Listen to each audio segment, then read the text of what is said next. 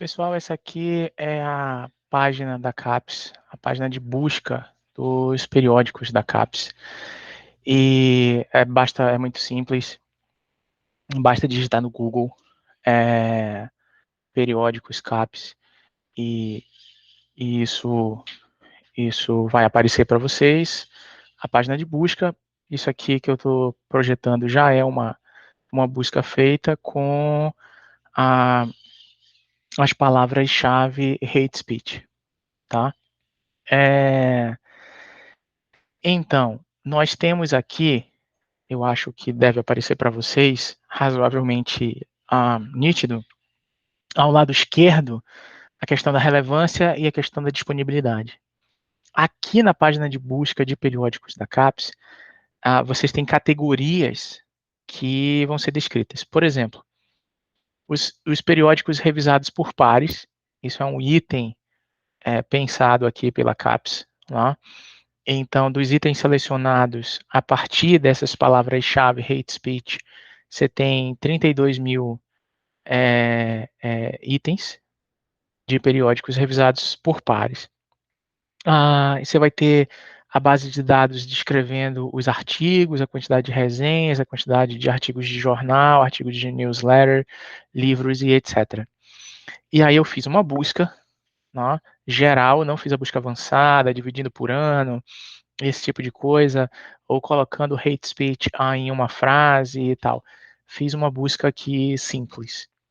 Então, a página buscou uma quantidade X de resultados. A minha aparece aqui o primeiro resultado, hate speech detection, né, detecção do discurso de ódio, desafios e soluções. Ok? Bom, aqui também aparece que esse texto foi revisado por pares e que o texto completo está disponível, basta clicar, e é acesso aberto. Não precisa pagar. Não, nem nós, nem o governo. Acesso aberto. Muito bem.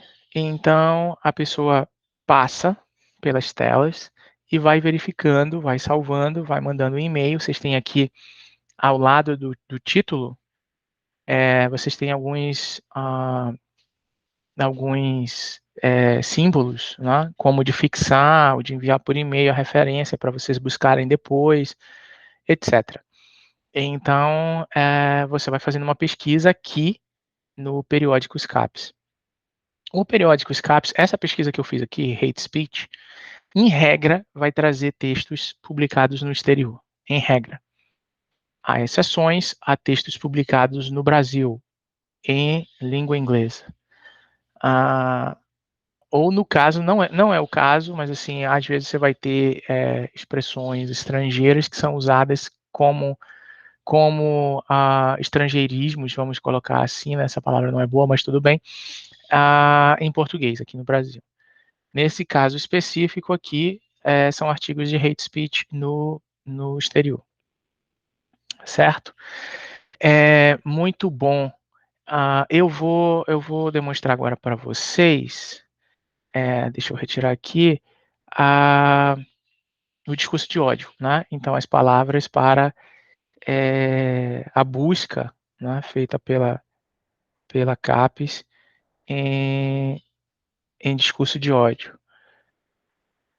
Só um momento. Ok. Muito parecido aqui, basicamente a mesma coisa do layout da página. Então, você tem a disponibilidade no lado esquerdo, recursos online, periódicos revisados por pares, acesso aberto, quantidade de artigos, quantidade de livros, né, a partir dessa busca, somente 13 livros, e por aí vai. Vem uma categorização também de assunto, né, se é da história, se é da linguística e tal. E aí aqui, nesta busca que eu estou mostrando na página de periódicos da CAPES, vocês têm, por exemplo, dois trabalhos que apareceram aqui. O discurso de ódio como limitante da liberdade de expressão. Esses têm um pequeno resumo, um pequeno abstract, que é revisado por pares e o texto completo está disponível, também está categorizado, é um artigo. Muito bem. E vocês também têm logo abaixo um outro artigo análise arqueológica do discurso de ódio, que é uma forma de negar os direitos humanos. A análise arqueológica já mostra aí a temática Foucaultiana, certo? Deixe-me baixar aqui um instante.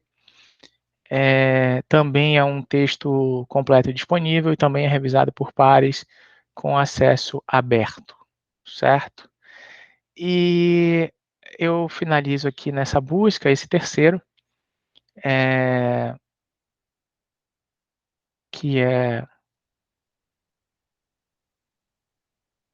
a liberdade de expressão e o discurso de ódio, o direito à procura de um modelo. Pessoal do direito, pesquisando sobre isso também. E disse que era o último, mas vou colocar esse aqui, o projeto de lei 5595 e o discurso de ódio, a desconstrução da carreira docente no contexto pandêmico. Muito bom, também é revisado por pares com acesso aberto, texto completo disponível, certo? Então, aqui na página da CAPES, que é a página do órgão, que é a página de um setor do MEC, do Ministério da Educação, a CAPES, que legisla sobre a pós-graduação brasileira, você tem uma busca dentro do portal de periódicos por palavras-chave, por expressões, por frases, por títulos e por aí vai. Muito bem. O que acontece, né? É preciso ligar os pontos aqui com a CAPES. Então, assim, a CAPES não é somente, não estou diminuindo aqui o Publish or Perish ou o Google Acadêmico, mas a CAPES não é somente um buscador de periódicos. Por quê? Né? Porque, basicamente, a CAPES também legisla sobre os cursos de pós-graduação, tá? Aqui no Brasil. E a CAPES também legisla sobre os periódicos. A CAPES é o órgão responsável por dar nota para os periódicos brasileiros. Tá? Então, não é uma coisa comum, algorítmica, digamos assim. Ela vai tratar de outras coisas, certo? Ela vai tratar da avaliação dos próprios programas, e ela vai tratar também da avaliação dos periódicos brasileiros, o que não é pouca coisa. Então, vou projetar aqui para vocês, para a gente falar de produção, e de onde a gente vai buscar itens dessa produção que podem ser interessantes para a gente. A famosa plataforma Sucupira. Acho que vocês devem lembrar que eu comentei aqui já sobre o relatório Sucupira. Em homenagem ao relatório Sucupira, se chama plataforma Sucupira, essa parte aqui do setor da CAPES, certo? Então aqui vocês têm, vou passar aqui pela página rapidamente, porque é bem importante do ponto de vista, de todos os pontos de vista, do ponto de vista de poder, do ponto de vista de saber, do ponto de vista de política pública e etc. Vocês têm aqui algumas questões sobre a nota do Qualis Periódicos, e aqui vale dizer uma coisa muito importante. Até o presente momento, nós ainda temos divisões de nota. Quer dizer o quê? Quer dizer que uma revista que atinja a nota máxima em letras, seja A1 em letras, ela pode ser B2 em direito. Pode ser que uma revista que seja A1 em educação seja B3 em letras. Ou seja, as revistas e os periódicos vão ter nota diferente para cada área. A gente ainda está nesta situação. Está em processo aqui no Brasil a construção do que se chama de Qualis único. Significa dizer o quê? Que as revistas vão ter uma nota.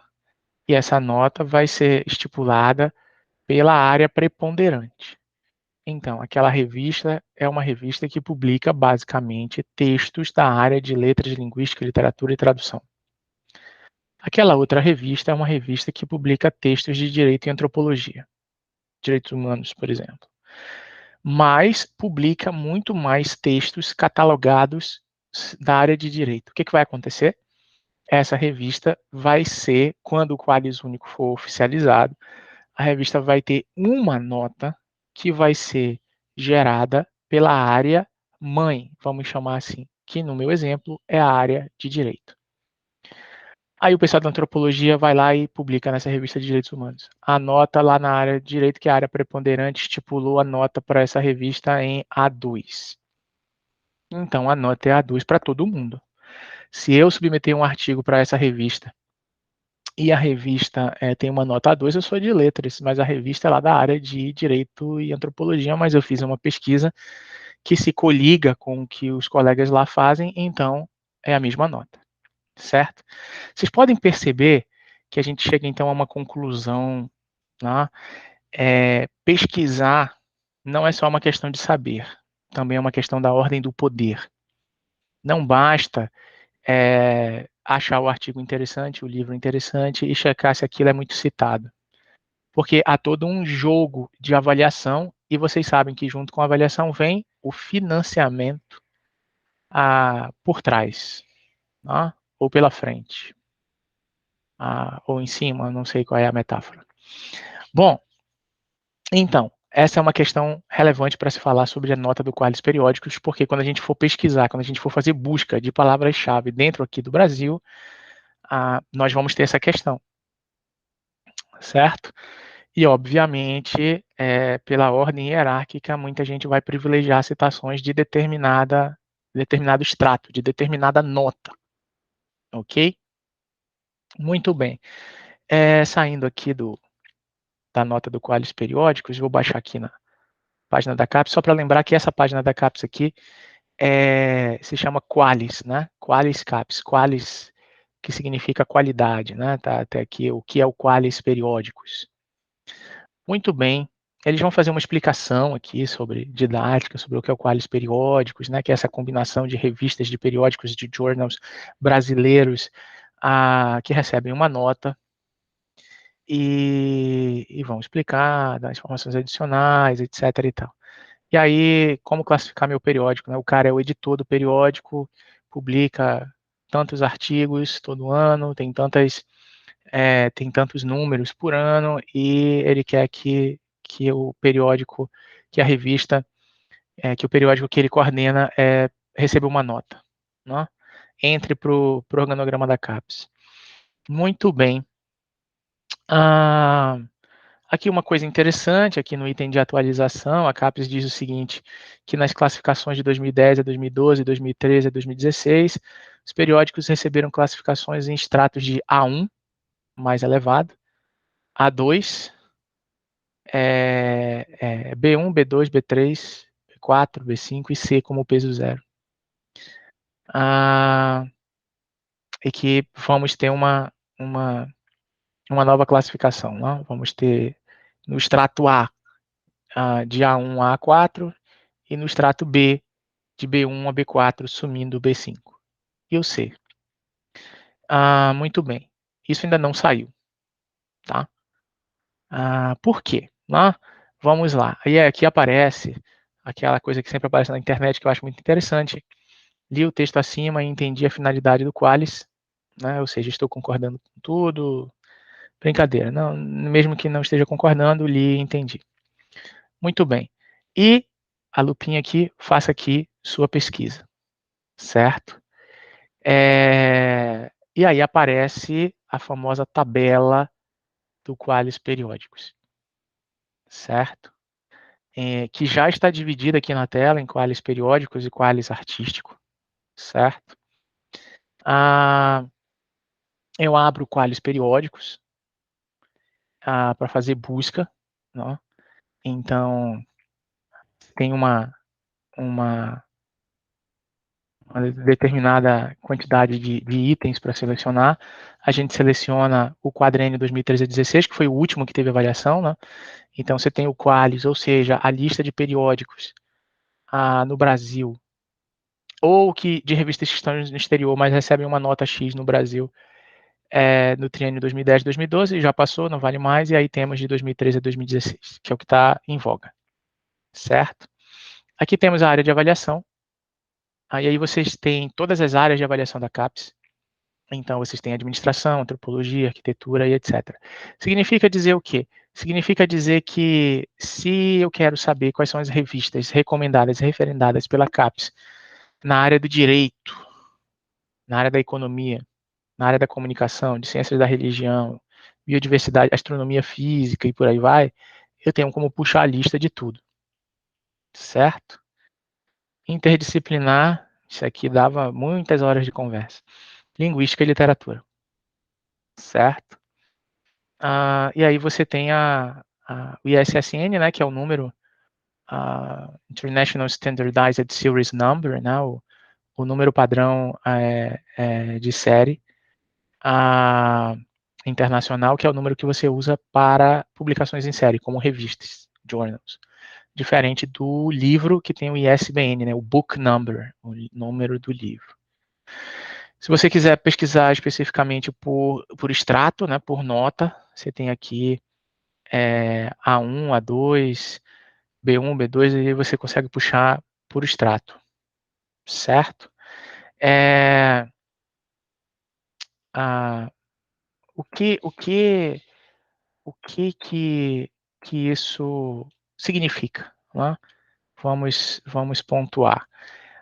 Significa dizer que, além de pesquisar sobre, vou puxar aqui o A1, além de você pesquisar os artigos, você pode dar uma boa olhada nas revistas. Então, essas revistas aqui, esses journals, são as revistas atualmente listadas com nota A1, certo? São 7 A1. E essas aqui são as primeiras 50, certo? Então, assim, depois de pesquisar lá pelos algoritmos, né, fator H, os que têm mais citação, os artigos que são mais citados, etc., eu posso fazer uma coisa mais pragmática. Eu posso vir aqui no site da CAPES e dizer assim, olha, eu estou pesquisando sobre ensino, eu quero saber quais são as revistas A1 aqui na CAPES que trabalham com ensino. São muitas, né? Então, por exemplo, aqui está aparecendo para a gente a Language Teaching, é uma A1, e eu poderia entrar nessa revista, buscá-la aqui e fazer uma busca somente nos números dessa revista, entendeu? Eu vou estar pesquisando uma busca acurada nesse periódico, que tem o ISSN aqui do lado, 02614448, da área de Linguística e Literatura, nota A1. O que acontece? Quando você vai pesquisando a área, né? Então você tem aqui trabalhos em linguística aplicada da Unicamp, Studies in Language de Amsterdã e por aí vai. Você pode fazer uma pesquisa detalhada no periódico ou você pode fazer o quê? Se qualificar para a seleção e buscar publicar. Então você está na graduação e quer entrar no mestrado, você faz iniciação científica, você procura escrever artigos e publicar. Publicar em A1 é bem complicado, mas há muitas revistas no Qualis que aceitam publicação de mestrandos, pessoal que quer ir para o doutorado, e há revistas, sim, que aceitam publicação de graduandos. Isso pode fazer com que a pessoa chegue numa prova de seleção de mestrado já tendo artigos publicados em periódicos Qualis. Isso é excelente. E por que isso é excelente? Vamos lá. Porque é muito bom publicar, né? É claro. Mas não é só isso. É claro, sempre tem um outro motivo. Vou projetar aqui para vocês. Cada área, aquelas áreas que eu mostrei lá, que tem a biotecnologia, interdisciplinar, etc. e tal, cada área tem uma página no sistema CAPES, né? Então, se vocês jogarem no Google, por exemplo, ficha de avaliação, programa de pós-graduação, ficha de avaliação, área, CAPES, direito. Vai aparecer lá a ficha de avaliação de como os programas de pós-graduação de direito vão ser avaliados. Ficha de avaliação, área, CAPES, artes, vai aparecer lá como os programas de pós-graduação de artes vão ser avaliados. Essa aqui é a ficha atual da área de letras, linguística e literatura. Se eu estivesse interessado no direito e na história, no interdisciplinar, há uma ficha de avaliação para eles. E uma coisa interessante, se vocês pesquisarem na página da CAPES, na página da área, então a área de direito, a área de sociologia, a área de antropologia, a área de medicina, as engenharias, tem várias áreas de engenharia, né, não é só uma, vocês vão ter uma página para aquela área. Lá nessa página, vocês vão ter a ficha de avaliação, que é o que eu estou mostrando aqui, e vocês vão ter um outro documento muito importante chamado documento de área. É uma espécie de constituição. É o documento norteador para todos os programas de pós-graduação no país, no Brasil. Muito bem. Quem tiver tempo e paciência, eu sugiro que leia o documento de área. É uma excelente estratégia. Por que é uma excelente estratégia? Porque na maioria das vezes os candidatos só pensam, é claro, no que eles estão fazendo. A pessoa está nervosa ali, escreveu um projeto de pesquisa, tem que defender esse projeto de pesquisa, tem que fazer uma prova escrita, tem um monte de livro para ler, etc. Se teve tempo para publicar um artigo em algum periódico, ótimo. E aí a pessoa ainda tem que ler como é que os programas de pós-graduação são avaliados. Os próprios professores muitas vezes não leem. Mas qual é a vantagem do candidato ler? É porque quando ele entende como é que o programa vai receber a nota dele, a nota do programa, ele também entende como é que o programa olha para ele, candidato. Certo? Então, eu vou passar por alguns pontos aqui da ficha de avaliação. Tá? Essa ficha de avaliação, ela avalia alguns quesitos. Um quesito é o programa. Então, assim, tem dentro da planilha, tem o programa. Então, não se preocupem, eu não vou ler tudo não, tá? Eu vou ler só o 1.1 aqui do programa. Articulação, aderência, atualização das áreas de concentração, linhas de pesquisa, projetos em andamento, projetos aqui é projeto de pesquisa em andamento dos professores.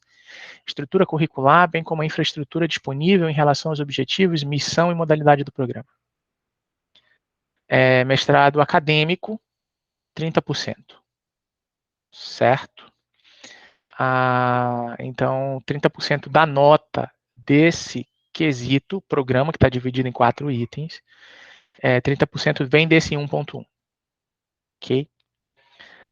O 1.2 tem mais 30%, o 1.3 tem 20%, o 1.4 tem mais 20%. Todos os programas no Brasil vão receber uma nota aqui. Então vai dar lá 80. E aí vem um outro item que é a formação. Tá? Tem um item aqui muito interessante, que é o 2.1, que diz assim: qualidade e adequação das teses, dissertações ou equivalente em relação às áreas de concentração em linhas de pesquisa do programa. Ou seja, o que o candidato que entrou, virou aluno, virou mestrando, doutorando, está pesquisando, tem aderência, está colado com o que o programa disse que ia pesquisar. 2.2, bem interessante. Qualidade da produção intelectual de discentes e egressos. Vamos ler de novo. Qualidade da produção intelectual de discentes, dos alunos e egressos. O que é isso? Como é que, né, tem uma nota aqui do lado, 20%. Então, o que significa isso? Assim, como é que você julga o que tem qualidade e o que não tem qualidade? Vai ter uma comissão para dizer que o artigo foi bem publicado? Não. É a nota lá do Qualis.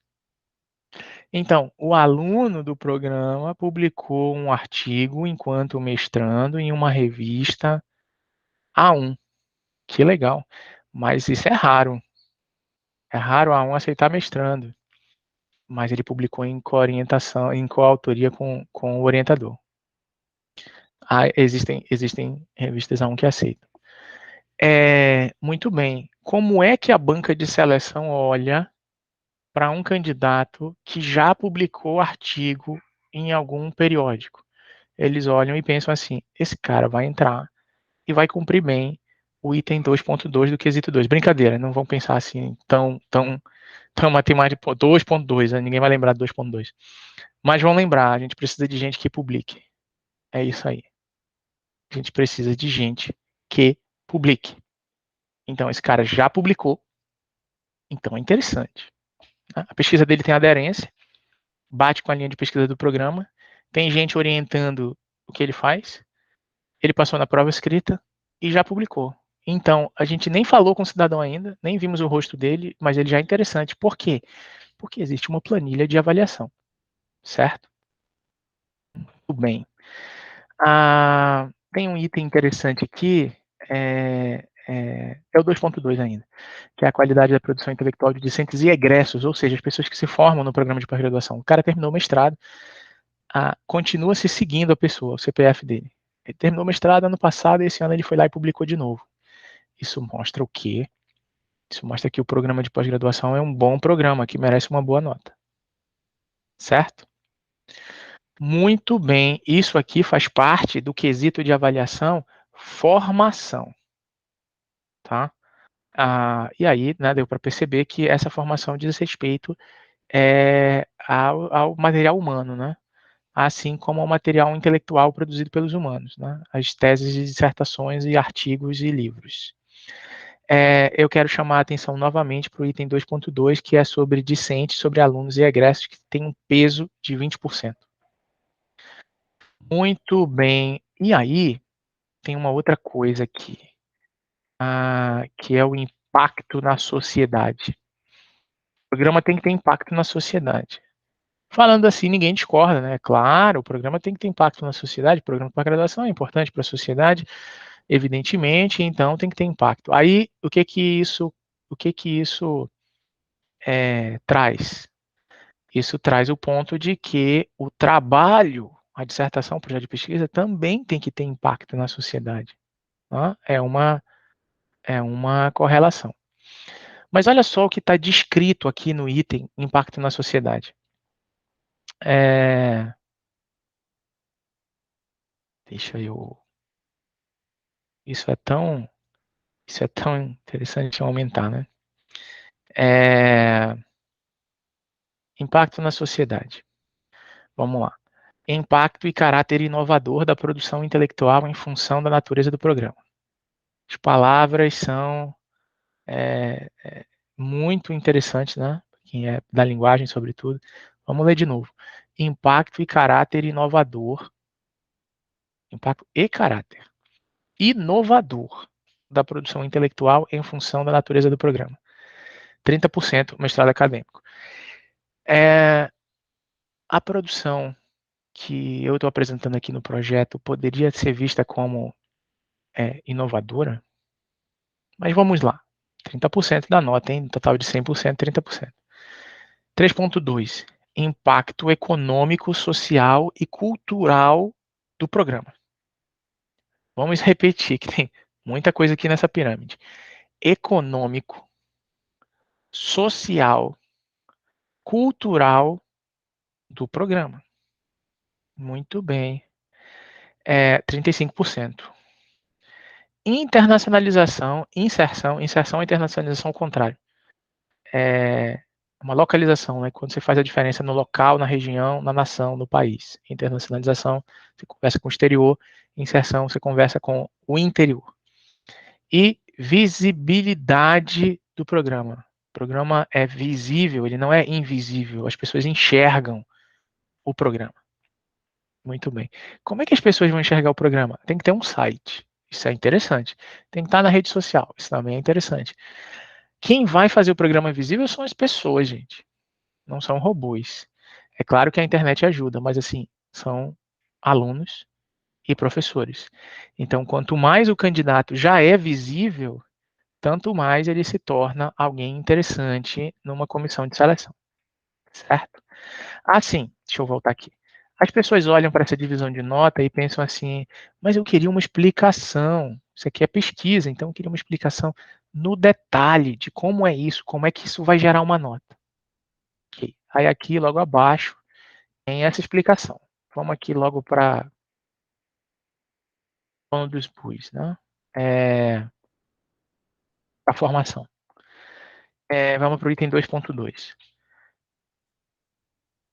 O item 2.2 é a qualidade da produção intelectual de discentes e egressos. olha só o detalhamento que está escrito aqui, é assim que os programas vão ser avaliados. A qualidade da produção intelectual de discentes e egressos será avaliada observando-se. Aí vem lá, 2.2.1. Não se preocupem que eu não vou ler todos os itens não, tá? Isso aqui só é importante para vocês saberem como é que não adianta só eu fazer o levantamento de 1000 artigos se eu não entender como é que o processamento de avaliação é feito. Aspectos quantitativos e qualitativos tendo em vista a produção nos estratos de A1 a B4 para periódicos. Qualificação entre L1 e L5 para livros e capítulos. Se a pessoa escreve um livro autoral, você escreve capítulo de uma coletânea. De pesquisas discentes que geraram individualmente ou em coautoria. Isso é muito importante, olha só, pode ser em coautoria.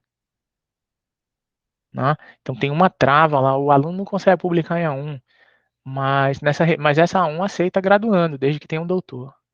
Nessa B1 aceita graduando, nessa B2 aceita ele sozinho. Muito bem. Aí é política, você tem que ir entrando lá na lista de B1 e de B2 e checar. De pesquisas discentes que geraram individualmente ou em coautoria artigos em periódicos, capítulos de livros, livros de autoria individual, ou seja, a pessoa escreveu sozinha, tradução de artigos e livros, pessoal de língua estrangeira, né, tem um artigo interessante, você vai lá e traduz. Resenhas em periódicos, isso aqui é bem legal, porque todo mundo diz, né, cara, tem um livro muito bom, escreve uma resenha aí, ninguém quer escrever. Então, em tese, é mais fácil encaixar uma resenha que a publicação do artigo. Resenhas em periódicos. Necessário considerar que, tem detalhamento ainda do item aqui dos alunos, não? A produção individual ou em coautoria dos discentes com docentes do programa, discentes e egressos titulados, será observada a partir da produção qualificada de artigos em periódicos, livros e capítulos nos extratos definidos em 2.2.1. A produção dos egressos, quando o cara já virou mestre, egressos titulados, acompanhados por até 5 anos após a defesa, até 5 anos depois o que ele publicar, vai inferir, vai trazer retorno para o programa, será observada com base em produtos avaliados nos extratos estabelecidos em 2.2.1 para artigos em periódicos, livros e capítulos. Em outras palavras, A1 a B4. Tá? Então, assim, pragmaticamente falando, eu tenho um projeto de pesquisa que é interessante, eu li os textos, li os livros, li linguística, li a teoria, e eu tenho publicação entre A1 e B4. Eu tenho. Então, talvez até abra uma porta para você. Assim, eu digo porque uma vez eu ouvi esse relato, né, de que um aluno era um candidato a doutorado. O candidato a doutorado chegou lá e tinha mais de 10 artigos publicados. Aí um membro da banca foi lá e abriu a porta. Porque o cara era um candidato, né, era um mestre com muitos artigos publicados. Então, é isso aí. Né? Mas, vocês conhecem aquele ditado que o diabo está nos detalhes? O diabo está nos detalhes e também há os detalhes diabólicos. Vamos lá. Tem a ponderada. Tem a ponderada. Vocês percebem porque a minha religião não permite que eu me aproxime da matemática? Olha aqui o item de avaliação, ficha de avaliação de letras, detalhamento, quesito 2, 2.2.2. Análise ponderada da produção discente em extratos qualificados. A1, A4, B1 a B4, para artigos em periódicos, e L1 a L5 para livros e capítulos. Será realizada a partir da seguinte fórmula. Produto vezes peso dividido pelo total de discentes. Total de alunos. Um programa tem 100 alunos. É preciso fazer uma média ponderada. Por quê? Porque se dos 100, só 20 publicaram, mas todos os 20 publicaram em A1. Todos os 20 publicaram 4 artigos, mas só foram 20. Dos 100 publicou pouca gente. Os outros 80 que não publicaram vão puxar a nota do programa para baixo. O que vai acontecer? O programa provavelmente vai baixar uma regra dizendo assim: aluno deste programa, mestrado, né, aluno mestrando só vai poder defender dissertação se e somente se, jogo matemático aqui da equação, se e somente se publicar um artigo por exemplo, entre A1, A4 ou B1 e B2. Ou, se não tiver publicado, tem artigo aceito. Então, o artigo já foi aceito, mas ainda não foi publicado. Aí, esse aluno pode defender. Por quê? Porque isso cria uma trava. O pessoal começa a se desesperar, né? Eu já li muito, estou quase no final da dissertação, mas ainda não publiquei o artigo. Corre para publicar, senão você não defende e se é desligado, é jubilado. Ou seja, além de escrever a dissertação, o cara tem que publicar um artigo. Por que ele tem que publicar um artigo? Por causa da nota do programa. Então, sabendo disso, o que é muito interessante para um candidato, publicar antes. Certo? Publicar antes. A força, ou como diz um amigo meu, o eco desse significado, desse sentido, faz com que determinadas universidades, inclusive a minha, Federal do Amazonas, tenham uma regra na graduação. Alunos da graduação que fizeram iniciação científica. E o resultado final, né, o objeto, o trabalho da iniciação científica, gerou um artigo publicado em um periódico, essa pessoa está dispensada do trabalho de conclusão de curso. Mas por quê? Porque ele já publicou. Então, se ele já publicou, não precisa mais fazer TCC. Aliás, ele devia pensar no mestrado. Ou seja, se criou uma situação, uma regra, que eu acho que não é clara para todos os candidatos, e não é clara porque em toda formulação de regra há conflitos. Por quê? Porque há conflitos para começar a conversa sobre o que é A1. Né? Então, assim, a revista da universidade tal é A1, mas peraí, ela é internacional? Não, então tem que cair de nota. Qual é o fator H? Então, assim, tem uma série de combinações matemáticas, né, que estão mudando no exterior e pressionam as produções científicas no Brasil, que podem refazer as notas, certo? Isso vai gerar a médio prazo ou a curto prazo, porque a pós-graduação se adapta muito rápido, porque se o programa não se adaptar a ele, fecha. Agora, se o programa se adapta à regra, o que precisa acontecer? Os candidatos também precisam se adaptar. Então, olha, agora a questão é artigo. Então, eu quero entrar no mestrado, já vou escrever aqui. Já vou começar a ver as revistas, já vou entrar aqui na página do Qualiscaps para ver as revistas todas de letras, mas eu também me interesso por discurso, e discurso tem uma ponta ali, dá para eu publicar em educação, dá para eu publicar em direito, dá para eu publicar em sociologia, dá para eu publicar, vou baixar todas as revistas, vou passar a seguir essas revistas, vou fazer um buscador, um RSS, que todas, uma espécie de alerta do Google, as palavras-chave que eu estou pesquisando, eu estou aqui no 6º período da graduação, o Google vai me avisar e eu vou lendo aqui. Isso não é tão bem divulgado na graduação. Aliás, isso não é tão bem divulgado nem na pós. E por que não? Porque não é só um ordenamento de saber, porque essa ficha de avaliação é votada, ela é discutida, tem todo um trabalho, uma mitigação, papapá, e etc. Então, tem conflito. E havendo conflito, uma das coisas do conflito, eu que trabalho com discurso, há silenciamento. E aí isso acaba não sendo tão bem espraiado, acaba não sendo tão bem espalhado, certo? Muito bem. Eu queria só ir agora para a questão do impacto social. A questão do impacto social, deixa eu pegar aqui o detalhamento da ficha de avaliação. Se vocês lembram, né, que eu falei lá deixa eu voltar aqui para o interessante dos professores, detalhamento do item 2.5, tem uma coisa interessante aqui, ó. O percentual de docentes permanentes que coordenam projetos de pesquisa com participação de alunos da pós-graduação e da graduação, recebe nota. A 2.5.5, a orientação de bolsistas de iniciação científica, de extensão, de educação tutorial e de monitoria nos grupos e núcleos de pesquisa, recebe nota. Ou seja, eu estou buscando artigos para pesquisar no meu exemplo aqui sobre discurso de ódio, mas eu estou na graduação e quero entrar no mestrado, é interessante eu fazer iniciação científica. É interessante eu ficar de olho na página do Qualis, já na graduação, porque eu não quero ser mestrando. Então eu tenho que conhecer a regra. Que regra? De como os mestrados são avaliados, porque uma parte dessa regra é de como os mestrandos são avaliados. Certo? Vamos falar aqui, para terminar essa ficha de avaliação, do impacto na sociedade. O que é isso? Impacto e caráter inovador da produção intelectual em função da natureza do programa. O que isso significa? Ótima, ótima pergunta. Olha o detalhamento. 3.1.1, a linha A. Gerar arranjos teóricos ou metodológicos inovadores para o avanço do conhecimento e para o desenvolvimento de processos, técnicas e produtos em afinidade com a natureza do programa. Vocês sabem o que isso quer dizer? Vamos lá, para a linha B. Contribuição com novas tecnologias e metodologias, como criação de software, de aplicativo, de plataforma, de material didático, instrucional, elaboração de cursos de formação de recursos humanos, organização de eventos relevantes para a área. Entendi. Bom, na área de letras existe software, existe aplicativo, mas não é o nosso forte. A elaboração com curadorias, mostras e exposições com aderência à aula, além de outros produtos relevantes e consonantes à área. Vamos lá. Vou botar aqui a linha A, B e C.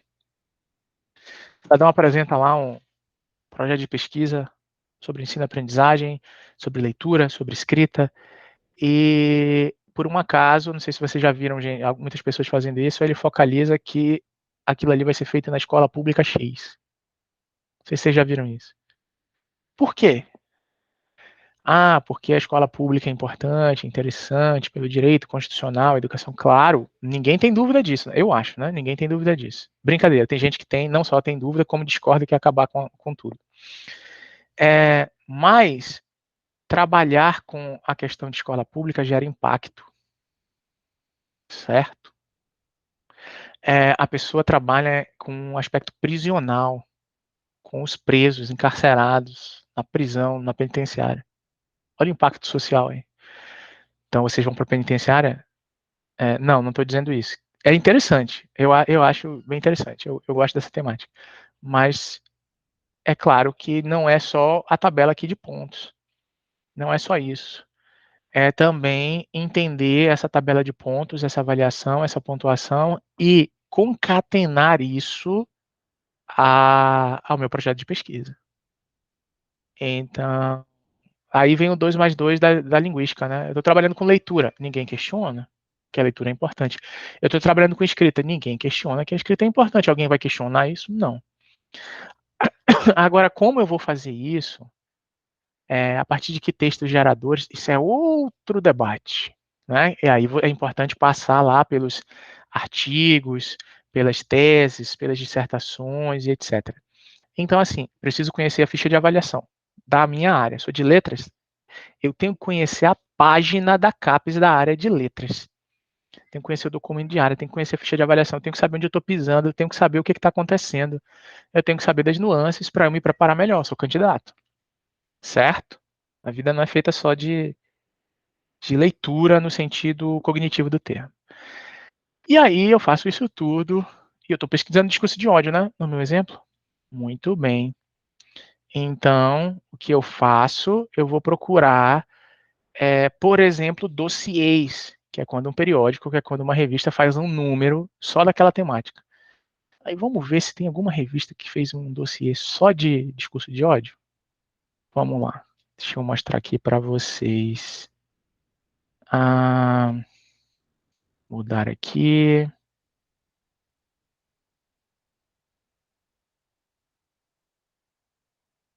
Fazer propaganda aqui, se tiver alguém aqui do Rio de Janeiro. Da UERJ, Estadual do Rio de Janeiro. A revista aí, né? Revista de linguagem, revista de letras jogando com duplo sentido, no bom sentido. Só letras, sol, letras, né? Ilumina e etc. Revista, daqui o ISSN. Então, divulgação de periódico, certo? Ou seja, essa aqui é a revista. Muito bem. Tem chamada, né? Quem quiser enviar artigos, assim, se tiver alguém aqui interessado, não sei se dá para ler aqui, mas se não der, eu vou ler aqui. Tem uma chamada fazendo divulgação aqui de um dossiê. Eu minto, esse já fechou. Já fechou, é verdade, desculpa, já fechou. Até 31 de maio, outro era até 30 de janeiro. Até 30 de janeiro era sobre discurso de ódio, discurso de resistência, e o até 31 de maio era sobre modernismos em língua desdobrada, comemorar, descentralizar, atualizar. Então, Primeiro, se eu tivesse, você está pesquisando e você leu isso ano passado. Vamos pensar aqui nas linhas, não é muito, eu posso ler aqui. Neste dossiê, acolhemos reflexões e análises em torno da produção, circulação e ambiente digital de discursos de ódio, bem como de práticas discursivas de resistência ao ódio e à intolerância. As análises poderão se fundamentar nas diversas abordagens dos estudos discursivos, bem como em perspectivas de natureza transdisciplinar. O objetivo primeiro desta proposta é trazer para o centro do debate os discursos de ódio que circulam no ambiente digital e que verticalizam as relações de poder, instaurando supostas supremacias dos mesmos sobre os diferentes. Também acolhemos análises dos modos pelos quais as práticas discursivas de resistência à intolerância e ao ódio, formas de ativismo e de denúncia da discriminação e da violência de gênero, etnicidade, raça, nacionalidade, são capazes de criar linhagens, alianças, memórias, cânones alternativos e contra-pedagogias digitais. Esse era o resumo para o pessoal que estava interessado em mandar artigo. E aí, já foi publicado, né?